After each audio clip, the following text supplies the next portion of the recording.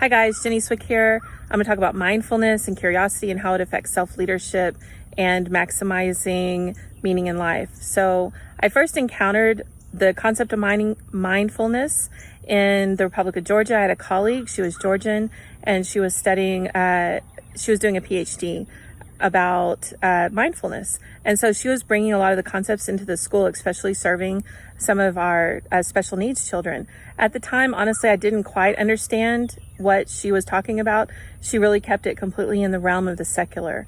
And so it wasn't until I moved back to the United States and started working for Dallas ISD, and one of their very first initiatives was social emotional learning and mindfulness for students and for employees. I really like the simplicity of the definition in the Harvard Business Review by Ellen Langer, where she talks about mindfulness is just useful in training us to see new things.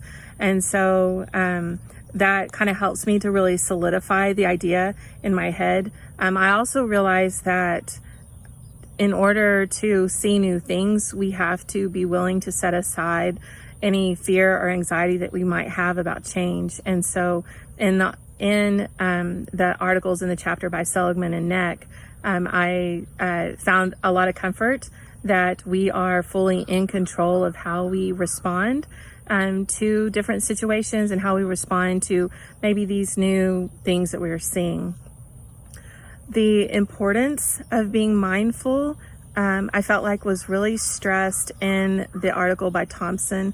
He never actually uses the terminology mindfulness, but instead really focuses on how we connect with God, and really talks about how we mostly connect with God and find our sacred vocation through service to others. And then he gives lots of examples of that.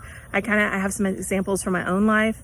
And so this made me start thinking, like, when are the times when I really felt like I was in tune with God, and what are the moments when we hit those mountaintop highs, and what causes that? And I feel like that is going beyond the homeostasis that Seligman talks about, and that's that mountain high experience. And that has happened at times when we're serving other people. Recently, this past spring, I found that really to be true as I was working with unaccompanied minors at the K. Bailey Hutchinson Center. And it was really amazing when you see sacred vocation intersect with secular vocation. And so I really found that really meaningful. Also, I found myself preparing before, as Neck talks about in the Positive Leadership book, I found myself preparing on my way to the convention center every morning because I wanted to be ready, mindful, so that I could serve others, and realized that it was going to be a highly stressful day. And so I wanted to make sure that my heart and my mind were focused in the right places.